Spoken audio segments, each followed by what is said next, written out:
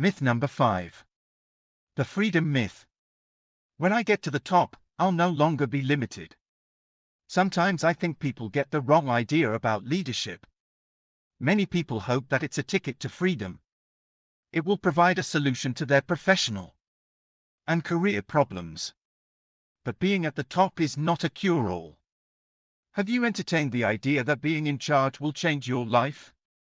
Have thoughts such as these come to mind from time to time? When I get to the top, I'll have it made.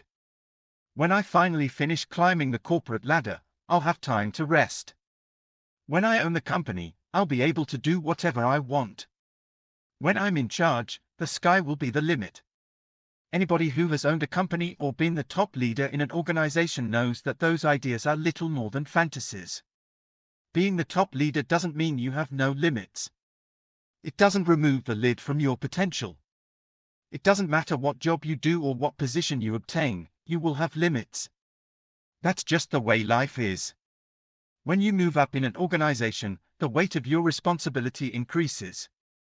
In many organizations, as you move up the ladder, you may even find that the amount of responsibility you take on increases faster than the amount of authority you receive.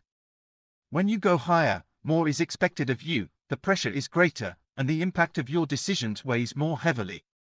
You must take these things into account. To see how this can play out, let's say, for example, that you have a position in sales, and you're really good at it. You make sales, work well with clients, and bring $5 million in revenue for your company every year. As a salesperson, you may have a lot of freedom. Maybe you can work your schedule however you want. As many salespeople do, you may work from home. It doesn't matter if you want to work at 5 a.m. or 10 p.m., as long as you serve your clients and company well. You can do things in your own style, and if you drop a ball, you can probably recover pretty easily. In many organizations, as you move up the ladder, you may even find that the amount of responsibility you take on increases faster than the amount of authority you receive. But let's say you become a sales manager over half a dozen people who do what you used to do. You are now more limited than you were before. You can't arrange your schedule however you want anymore because you have to work around the schedules of your 6 employees who have to work with their clients. And if you're a good leader, you will encourage the members of your team to work using their own style to maximize their potential, making it that much more difficult for you. Add to that the increased financial pressures that the position brings, since you would be responsible for maybe $25 million in revenue for your company. If you move up again, let's say to the level of a division manager, then the demands on you increase yet again.